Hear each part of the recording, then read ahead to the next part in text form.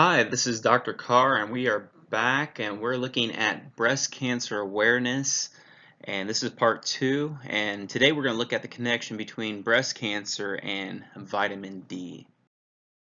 To start off, it's important to understand that vitamin D is probably one of the most important vitamins in our body, and it has a lot to do with helping our body communicate better, especially the immune system, to communicate with itself, especially for autoimmune diseases and things like that, when people start losing that sense of identifying self, and a lot of times their vitamin D levels will be quite low.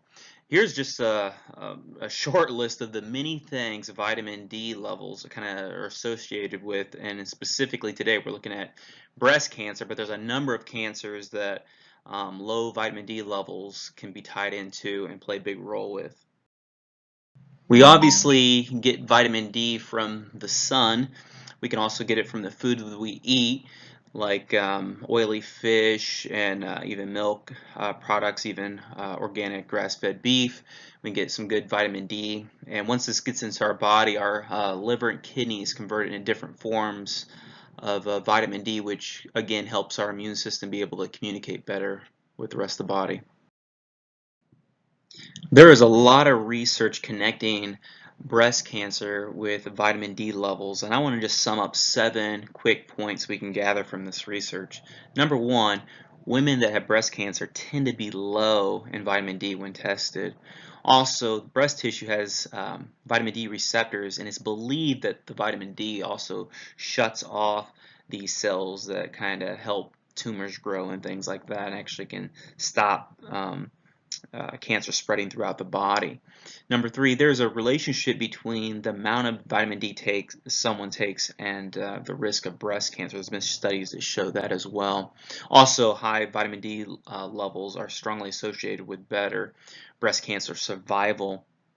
There's also research that has showed that if one has low vitamin D levels, it's associated with a two-fold increase the risk of the cancer actually returning, and mortality rates among women with breast cancer compared to women who have had breast cancer with high vitamin D levels.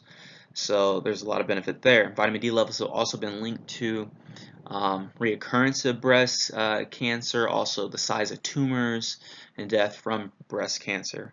In some of the studies, the authors have also concluded that maintaining an optimal vitamin D level at diagnosis and during the first year follow-up period is important in improving breast cancer patient survival.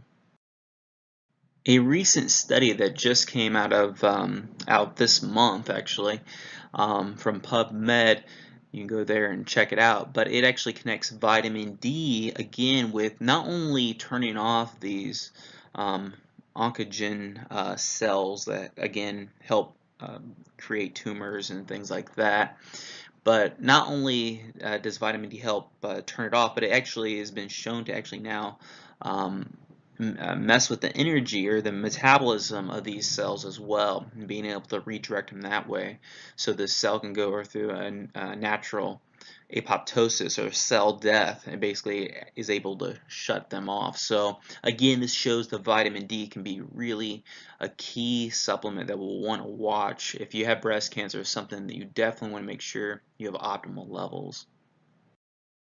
So tip number 2 in regards to breast cancer awareness this month, I would suggest that if you haven't done it and you have breast cancer or even an autoimmune condition, that if you haven't gotten your vitamin D levels tested, definitely get tested. You can go to mydtest.com and get tested there.